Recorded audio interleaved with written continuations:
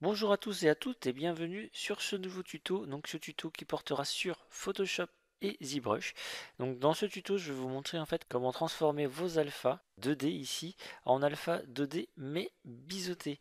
Alors la différence, vous allez voir, c'est très simple. C'est en fait, voilà, vous avez ici dans ZBrush, on a créé des alphas donc dans Photoshop, on les a créés en 2D. Donc après, libre à vous soit de récupérer des alphas. Donc je vous montrerai dans des annexes comment les récupérer sur Internet.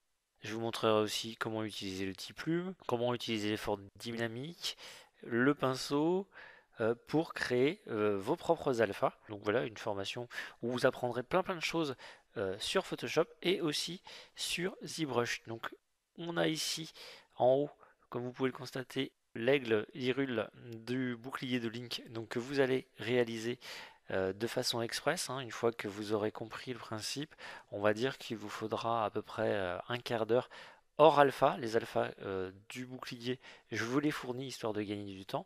Je vous montre en première vidéo en fait comment réaliser des alphas non pas standard ici comme on a en haut. Vous voyez les alphas en fait qui ont une élévation, mais une élévation qui est droite. Je vais vous montrer en fait comment transformer vos propres alphas en alphas qui seront biseautés. Donc là ici forcément j'ai un petit peu exagéré le trait, mais vous voyez bien que par rapport à la lumière, on a quelque chose de beaucoup plus détaillé en bas qu'en haut. Donc en haut, ça peut servir pour certaines choses. Je n'enlève rien à ce système, mais je vous montrerai donc comment créer vos propres alphas biseautés, les modifier dans ZBrush pour qu'elles soient encore plus jolies. Et ensuite, vous pourrez réaliser uniquement à l'aide d'alpha ce bouclier. Donc là, c'est un exemple parmi tant d'autres. Là, moi, j'ai fait un bouclier. Vous pourrez bien sûr réaliser n'importe quel autre objet, enfin pas n'importe quel autre objet.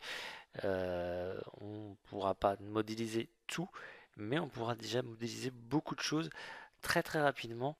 Et même si vous ne connaissez pas la 3D, même si c'est votre première fois, vous allez voir que c'est pas compliqué. Je vous montre vraiment comment poser les alphas, comment faire les extrusions, donc les élévations de polygones sans prise de tête. En fait, vous allez réaliser très rapidement vos propres objets une fois que vous aurez bien assimilé ce tuto.